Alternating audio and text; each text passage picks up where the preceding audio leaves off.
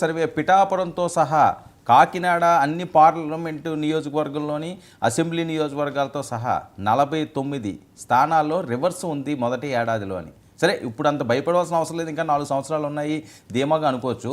అది చేసింది కూడా వైఎస్ఆర్సీపీకి అనుకూలంగా ఉన్న వ్యక్తి అయితే కాదు.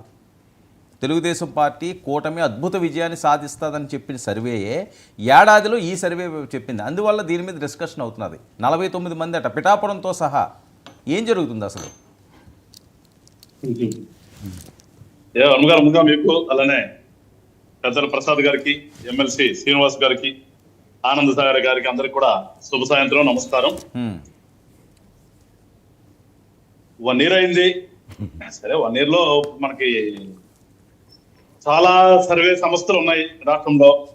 ఎలక్షన్స్ చెప్పేవాడు కానీ, తర్వాత చెప్పేవాడు కానీ, ఇవన్నీ పని వాళ్ళు చేస్తూ ఉంటారు.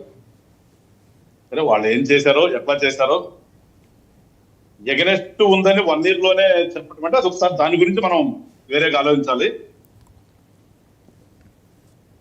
ఇవాళ ప్రజల లెవెల్స్ కూడా, సాటిస్ఫాక్షన్ లెవెల్స్ కూడా వేరేగా ఉంటాయండి. ఇవాళ ఒకప్పుడు రాజకీయం వేరు, ఇవాళ రాజకీయం వేరు. ఒకప్పుడు రాజకీయ నాయకులు వేరు, ఇప్పుడు రాజకీయ నాయకులు వేరు. ఒకప్పుడు ఓటర్ పరిస్థితి వేరు, ఇవాళ ఓటర్ పరిస్థితి వేరు. సో మొత్తం సిస్టమ్ లో, మన ప్రజాస్వామ్య సిస్టమ్ తెలుసుకుంటే ప్రతిదీ ఒక విచిత్రమైన పరిస్థితిలో ఉన్నటువంటి పరిస్థితులు ఇవాళ భూమి మీద. సో అందుకని రకరకాలు ఉంటాయి, లేకుండా ఉంటాయి అనేది ఏంటో. ఇప్పుడు ఎమ్మెల్యే గారి దగ్గరికి 100 మంది వస్తారు పొద్దున్నే. 100 మందిలో ఆయనకి ఎంతమందికి వెళ్ళి పని చేస్తాడు?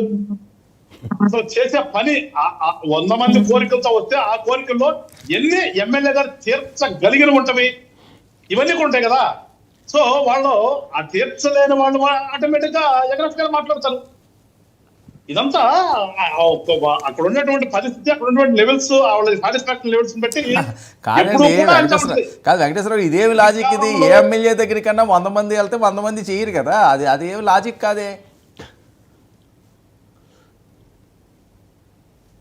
అంటే నేను చెప్పదలుచుకున్నది మీరు చెప్తున్నా, అది లాజిక్ కాదనేది. నేను ఇప్పుడు మీరు 1 year లోనే రైజ్ సంస్థ ఏంటంటే మనం ఎంక్వైరీ చేసేసింది అటువైపు ఉత్తరాంధ్ర వైపు ఉన్నటువంటి నియోజకవర్గాల్లో, ఇన్క్లూడింగ్ పిఠాపురం, అన్నిటిలో కూడా ఎగనెస్ట్ గా ఉంది అన్నారు. అవును, దాని మీద నేను చెప్తున్నాను. ఓకే, నాకు తోచినటువంటిది నేను చెప్తున్నాను. సరే, ఇప్పుడు ఎమ్మెల్యేల తీరు ఎలా ఉంది? చంద్రబాబు నాయుడు గారు సీరియస్ అవ్వడంలో కారణం ఏంటి? ఏడాది అవ్వకముందు ఎమ్మెల్యేల మీద మీరు మారతారా మారరా, మంత్రులు మీరు మారతారా మారరా అని పదే ఇది ఒకసారి కాదు, నిన్న క్యాబినెట్లో మాట్లాడడం కాదండి, ఇంతకు ముందు 4 సార్లు కూడా మనం ఈ వాయిస్ విన్నాం. అంటే దాని అర్థం ఏంటి?